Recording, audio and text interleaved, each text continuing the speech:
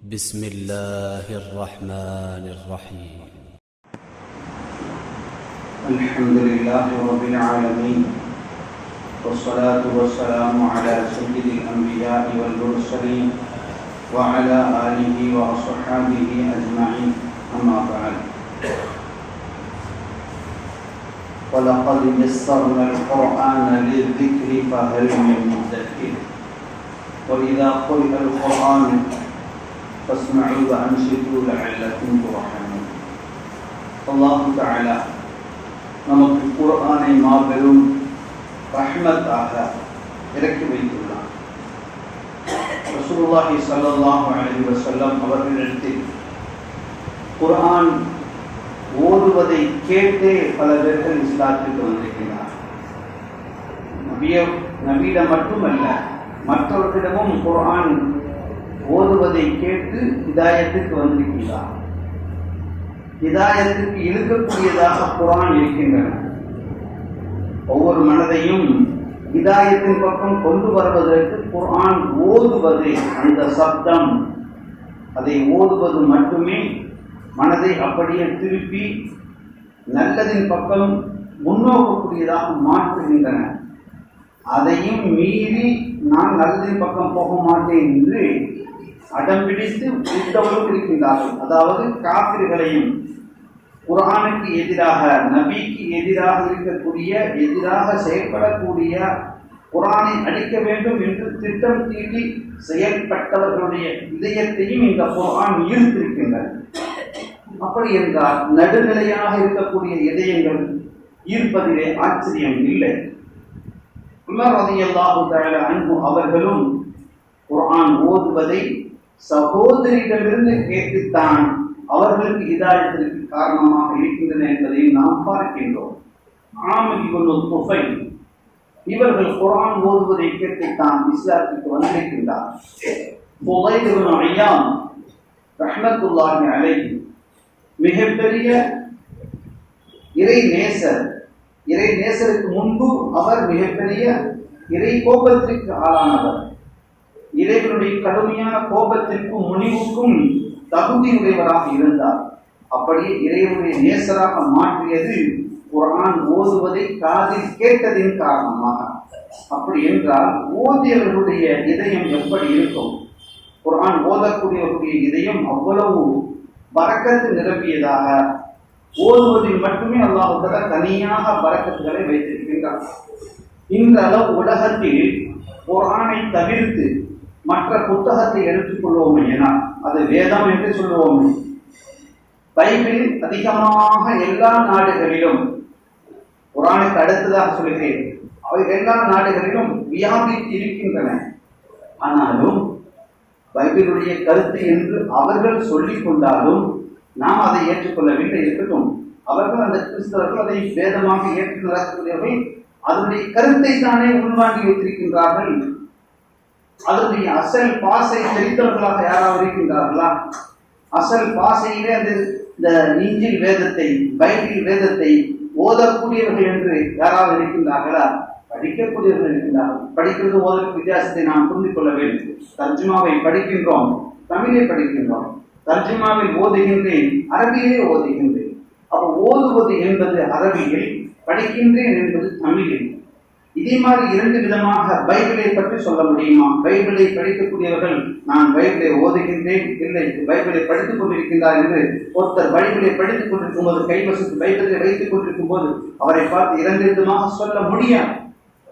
அந்த அசல் பாசை என்னவென்று தெரியாதவர்கள் பல பேர் இருக்கின்றார்கள். ஹிப்ரு பாசை என்று சொல்வார்கள், சுரியானி பாசை என்று நாம் சொல்லிக் கொள்ளலாம், அரபியில் இருக்கின்றன. ஆக குர்ஆன் இருக்கிறதே அரபியும் சேர்ந்து இருந்தால்தான் அதற்கு பேர் குர்ஆன். அதனால தான் தமிழில் மட்டும் தர்ஜுமாவை வெளியிடுவது ஹராம் என்று ஃபத்வா கொடுக்கப்பட்டிருக்கின்றன. அப்படி இருந்தால் அதில் இடைச்சொல்கள் வந்துவிடும்.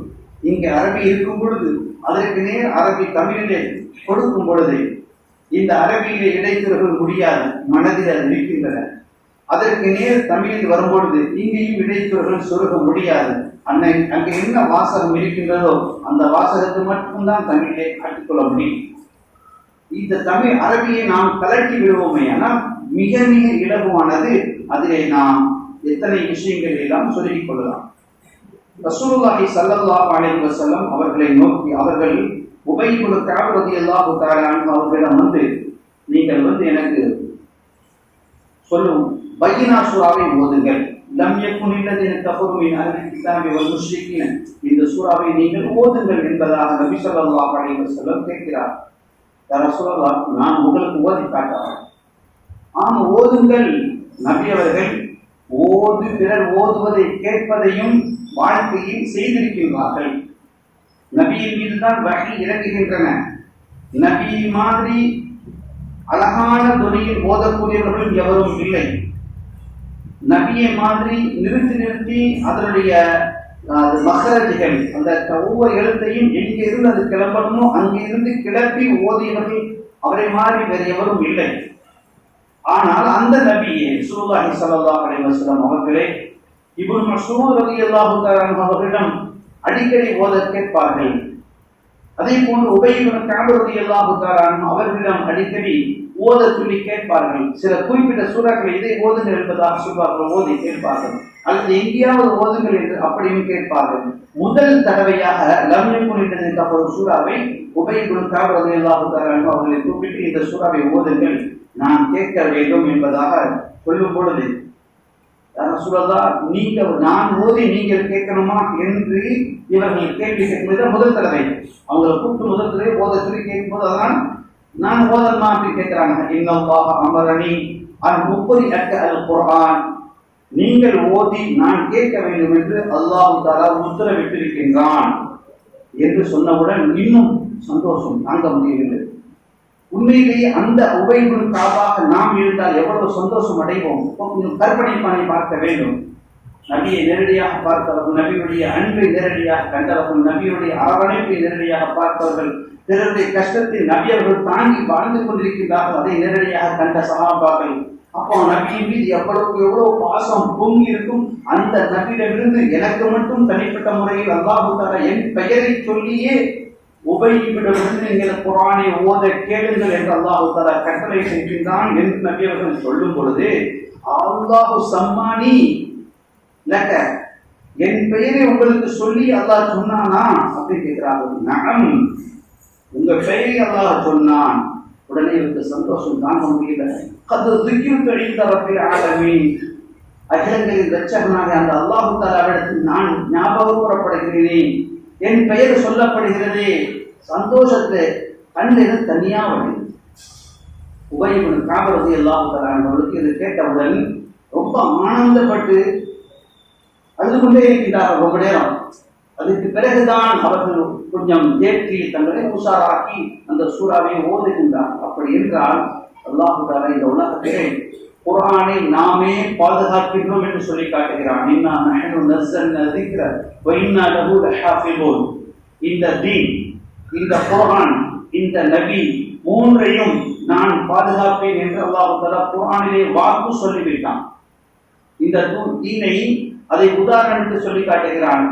வாயால் ஊதி நெருப்பை அணைப்பதை போன்று இந்த தீனை நீங்கள் அழித்து விட முடியாது என்று சொல்லி காட்டுகிறானே. அப்படி என்றால் இது அழிக்க முடியாத ஒன்று, நான் பாதுகாப்பேன், பாதுகாப்பில் இருந்து கொண்டிருக்கின்றன என்று அல்லாஹ் தஆலா சொல்கிறான். குர்ஆனை சொல்லும் போது நானே அதை பாதுகாக்கிறேன் என்று தெளிவான வார்த்தையில் சொல்லி காட்டியிருக்கின்றான். நபி அவர்களை பாதுகாக்கும் பொழுது உங்களை எந்த இடத்திலும் எந்த ஒரு எதிரிகளும் எந்த விதமான தாக்குதலிலும் உங்களை தீண்டிவிட முடியாது என்று அல்லாஹ் அங்கே சொல்லி காட்டுகிறார். என்றால் உங்களை ஆனால் தொட்டு பார் அவரை அப்படிங்கிறதுக்கு சொல்லுகிறோம் என்றால் முதலில் என்ன மென் மீது அந்த அடிவிடும், என்னை முடித்து விட்டுத்தான் அவர் மீது செய்ய வைக்க முடியும் என்று ஒரு சண்டையில ஒருத்தருக்காக வேண்டி ஒருத்தர் பொறுப்பேற்றிருக்கிறார்கள். அதை முதலில் அடிகள் வாங்குவார். ஆனால் இங்கே அல்லாஹ் தஆலா உனக்கு முன்னால் நான் நிற்பேன் என்கிறான் என்றால் நிச்சயமாக ஒரு அடி கூட நபி மீது விடாது. அதனால் கொஞ்சம் அல்லாஹ் தஆலா நபிக்கும் சவாபு கிடைக்க வேண்டும், நபியும் ரத்தத்தை சிந்திருக்கின்றார்கள் இந்த தீனுக்காக வேண்டி என்று பதிவு செய்யப்படுவதற்காக வேண்டி சில பற்கள் ஷஹீதாக ஆக்கப்பட்டிருக்கின்றன. அவர்களுக்கும் ஷஹாதத்து கிடைக்க வேண்டும் என்பதற்காக வேண்டி சில துளிகள் விஷம் உள்ளே போய் மௌத்துக்கு காரணமாக அந்த விஷம்தான் என்று முடிவாக ஆக்கப்படுகின்றன.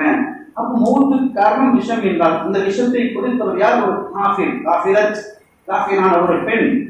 அங்கு இருந்த ஷஹாதத் நபிக்கு அல்லாஹ் தஆலா கொண்டு வந்து சேர்க்கிறான். நாம் சொல்ல வர விஷயம் என்னவென்றால், குர்ஆனை நாமே பாதுகாக்கின்றோம். 4 வகையினர்களை வைத்து அல்லாஹ் தஆலா பாதுகாக்கின்றான். ஒன்று, குர்ஆனை மனனம் செய்தவர்கள்.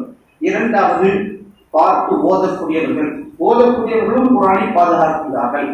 ஓதக்கூடியவர்கள் இருக்கும் காலமெல்லாம் அரபியிலே குர்ஆன் இருந்து கொண்டே இருக்கிறது. 1445 ஆண்டுகள் ஹிஜ்ரத்தில் இருந்து. அதற்கு முன்பு 10 ஆண்டுகள், 55 ஆண்டுகள், 1455 ஆண்டுகள் இந்த குர்ஆன் அப்படியே இருந்து கொண்டே இருக்கின்றன. ரசூலுல்லாஹி ஸல்லல்லாஹு அலைஹி வஸல்லம் அவர்கள் எப்படி ஓதி காட்டினார்களோ, ஜிப்ரீல் அலைஹிஸ்ஸலாம் எப்படி ஓதி காட்டினார்களோ அப்படியே நமக்கு வந்து சேர்ந்திருக்கின்றன. எந்த விதமான மாற்றமும் அதிலே இல்லை, கொண்டு வர முடியாது. என்னவென்றால், அரபியர்களுக்கு அந்த நுகுத்தா இல்லாமல் கூட அவர்கள் விலகி ஓதுவார்கள். அல்ஹம்து வெறுமன அலிஃப் லாம் ஹே மீம் தால் போட்டால் அல்ஹம்துங்கிறது அவங்க ஓதுவார்கள். அதை ஜபர்ஜர் எதுவுமே போட தேவையில்லை. நமக்கு அல்ஹம்து சொல்லி சொல்லி பழக்கத்தின் காரணமாக அந்த வாசகத்தை பார்த்தால் அல்ஹம்து என்று சொல்லுவோம். அப்படி புதுசாக ஒருத்தர் வருகின்றார், அலிஃபு ஜே தேன்னு சொல்லிக்கிட்டோம், ஜபர் ஜேர் பேஷ் எல்லாத்தையும் சொல்லி கொடுத்து விட்டோம். இப்போ ஆ இ எழுதி கொடுத்துட்டார். இப்போ அவருக்கு வெறும் அலிஃப் லாம் ஹே மீம் தால் போட்டால் அல்ஹம்து கூட படிக்கலாம் அவர். அப்ப நமக்கு தேவை மேலே ஜபர் போட வேண்டிய நிலை. அதனால் அந்த ஜபர் கொண்டு வரப்படுகிறது. எப்படி இருந்தாலும் சொல்லிலே அந்த சப்தத்திலே அரபியர்கள் சொல்லக்கூடிய சப்தத்துக்கு நம்முடைய சப்தத்துக்கு மாறவில்லையே. அவர்களும் அல்ஹம்துலில்லாஹி ரப்பில் ஆலமீன், நமக்கும் அல்ஹம்துலில்லாஹி ரப்பில் ஆலமீன். என்ன நமக்கு ஜபர் போட்டிருக்குது, அவருக்கு ஜபர் போடவில்லை, அவ்வளவுதான். ஆனால் அசல் குர்ஆன் தான். இந்த ஒன்றை வைத்து சில பேர்கள் கேள்வி கேட்பார்கள். பழைய அரபு நாட்டுக்காரர்கள் ஜபர் சேர்க்காமல் நீங்க எங்களை சொருகிக்கிறீர்கள் கேட்பார்கள். என்னத்தை சொருகினாலும் சொல்லும் ஒரே சொல்லுதான் வருகிறது. அவர்கள் என்ன ஓதுகிறார்களோ அதே சப்தம் தான் நாங்களும் ஓதுகின்றோம். அதுல மாற்றம் வருகிறதா? நான் எதை பேசுகின்றேனோ அதே தான் அவர்களும் பேசுகின்றார்கள். கருத்து ஒரே கருத்து தான் நாங்கள் பேசுகின்றோம். அல்லாஹ்வுடைய கருத்தை தான் வெளிப்படுத்துகின்றோம். அந்த வகையில் அது ஒன்றுமே அந்த ஓதுவது என்பது இருக்கிறதே, ஓதுவதும் குர்ஆனை பாதுகாக்கக்கூடிய 4 வகையினர்களில் ஒருவர்கள். மூன்றாவதாக ஓதுவதை கேட்பவர்களும் குர்ஆனை பாதுகாக்க பங்கெடுக்கின்றார்கள். அந்த வகையில் தான் நபி அவர்கள் கேட்டிருக்கின்றார்கள். ஓதச் சொல்லி சில சஹாபாக்களை ஓதச் சொல்லி கேட்டிருக்கின்றார்கள். 4வதாகத்தான் குர்ஆனை பாதுகாக்கக்கூடிய வகையினர்களில் கடைசி வகையினர்கள் தான் அதனை பயான் செய்யக்கூடியவர்கள். குர்ஆனுடைய கருத்துக்களை வெளியே எடுத்து சொல்லக்கூடிய 4வது வகையினர்கள் தான். ஓதக்கூடியவர்கள், ஓத கேட்பவர்கள், மனனம் செய்தவர்கள் தான் முதலிடம். இப்படி 4 வகையினர்கள் அல்லாஹ் பாதுகாத்து வருகின்றான். இன்னொரு விஷயம் என்னவென்றால், எல்லா 1,20,000 நபிமார்களுக்கும் அல்லாஹ் வஹீயை அறிவித்தான். அனைத்து வஹீயும் கைரு மத்லூப் என்றால் ஓதப்படாத இறை செய்திகள். குர்ஆன் மட்டும் வஹீயும் மத்லூபுன் ஓதப்பட்டு கொண்டே இருக்கின்ற இறை செய்திகள். இந்த ஒன்றை வைத்து அல்லாஹ் தஆலா அங்கே வந்து குர்ஆனை பாதுகாத்துக் கொண்டிருக்கிறான். இந்த ஓதுவது இருக்கிறது, அதை வைத்து அல்லாஹ் தஆலா குர்ஆனை பாதுகாக்கும் பொழுது அதில் ஓதுவது அவ்வளவு பெரிய சவாபை அல்லாஹ் நபி ஸல்லல்லாஹு அலைஹி வஸல்லம் சொன்னாங்க. அந்த ஹதீஸ் நாம் அதிகமாக கேள்விப்பட்டே இருக்கின்றோம். நான் அகூலு அலிஃப் லாம் மீம் ஹர்ஃபுன் வாஹித், அலிஃப் லாம் மீம் என்பதை ஒரு எழுத்தில் நான் சொல்ல மாட்டேன். அலிஃபுன் ஹர்ஃபுன், லாமுன் ஹர்ஃபுன், மீமுன் ஹர்ஃபுன், மூன்று எழுத்துக்கள் 30 நன்மைகள் என நபி ஸல்லல்லாஹு அலைஹி வஸல்லம் சொன்னார்கள். இந்த அலிஃப் லாம் மீம் தலிக கிதாபுல் லா ரைப ஃபீஹி ஹுதல் முத்தகீன் அப்படின்னு சொன்னா எண்ணிக்கையில அந்த எத்தனை எழுத்துக்கள் வருகிறது என்று கம்ப்யூட்டர்ல ஓட விட்டா கூட அவ்வளவு ஸ்பீட் வராது. அவ்வளவு வேகமான நிறைய எழுத்துக்கள் வந்து செய்கின்றன. அதில் நன்மைகள் எப்படியோ குமிந்து கொள்கின்றன. பார்த்து ஓதுவதற்கு நாம் அவசியம் அதை கடமைப்பட்டவர்களாக இருக்கின்றோம். அடுத்ததாக பார்த்து ஓதுவது தனிப்பட்ட முறையில் இபாதத். மற்ற வேதங்களை ஓதவும் முடியாது, ஓதத்துக்கு வாய்ப்பும் இல்லை. அப்படியே சிரமப்பட்டு ஓதினாலும் அதிலே சவாபும் இல்லை, ஓதியதற்கான தனி நன்மை கிடையாது என்பதை இங்கே நாம் புரிந்து கொள்ள வேண்டும். அல்லாஹ் தஆலா நஸாராக்கள் விஷயத்திலே ஒரு ஆயத்தை சொல்லி காட்டுகிறான். وَرَهْبَانِيَّةً ابْتَدَعُوهَا مَا كَتَبْنَاهَا عَلَيْهِمْ إِلَّا ابْتِغَاءَ رِضْوَانِ اللَّهِ فَمَا رَعَوْهَا حَقَّ رِعَايَتِهَا. அவர்கள் துறவரத்தை, அதாவது பைபிளை பின்பற்றி நடக்கக்கூடிய பைபிளுடைய ஆளுங்கள் அறிஞர்கள் இருக்கின்றார்களே, அவர்கள் துறவரத்தை மேற்கொண்டார்கள். ஆனால் அல்லாஹ் தஆலா துறவரத்தை அவர்களுக்கு அனுமதிக்கவே இல்லை. துறவரம் மேற்கொள்வதற்காக வேண்டி உண்டான எந்த ஒரு செய்தியும் கொண்டு வரவில்லை. அது பைபிள் ஓதப்படாத ஒரு வேதமாக இருந்ததின் காரணமாக துறவரத்தை அவர்கள் புகுத்தினார்கள் என்று அல்லாஹ் தஆலா குர்ஆனிலே சொல்லி காட்டுகின்றான். அதே போன்று வலம் யகுல் லஹு குஃபுவன் அஹத், அல்லாஹ்வுக்கு நிகராக யாருமே இல்லை என்ற வாசகத்தை சொல்வதன் காரணமாகத்தான் இன்று அளவிலும் அந்த விஷயங்கள் அல்லாஹ் தஆலாவுக்கு இணையாக யாரையும் ஆக்க முடியாது என்ற ஒரு நிலையை நாம் பார்த்து கொண்டே இருக்கின்றோம். அல்லாஹ் தஆலா நபி ஸல்லல்லாஹு அலைஹி வஸல்லம் அவர்களுக்கு 4 பேர்கள் ஓதி காண்பித்தார்கள். உபய் இப்னு கஅப், அபூ மூஸா அல்-அஷ்அரி ரலியல்லாஹு தஆலா அன்ஹு, சாலிம் மௌலா அபூ ஹுதைஃபாவுடைய அடிமை உரிமை விடப்பட்டு அவரும் சுதந்திரமானவராக ஆகிவிட்டார். அவரையும் நபியர்கள் ஓத வைத்து கேட்பார்கள்.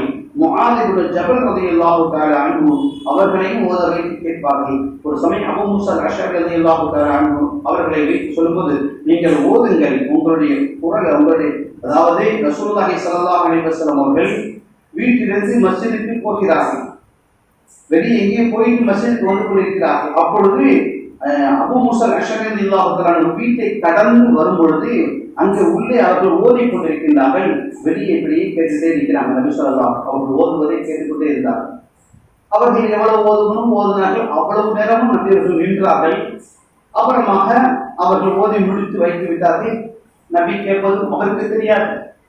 இப்படியாக அன்று இரவு முடிஞ்சு மறுநாள் காலையில் சுபுஹ் நபி அவர்கள் அவரை கூப்பிட்டு, நீங்க நேற்று ஓதிக்கிறீங்க, நான் கேட்டுட்டே இருந்தேன், அது அப்படியே நீங்க இன்னும் ஓதுவீங்க, நான் ஆசைப்பட்டேன், அப்படியே தெரிஞ்சுதான் ஓதிருப்பேன், தெரிஞ்சுதான் அவங்களை வீட்டுல கூட்டு வச்சு உட்கார்ந்து ஓதிட்டு இருப்பேனே அப்படின்னு சொல்லி அவங்க ஆனந்தப்பட்டார்கள்.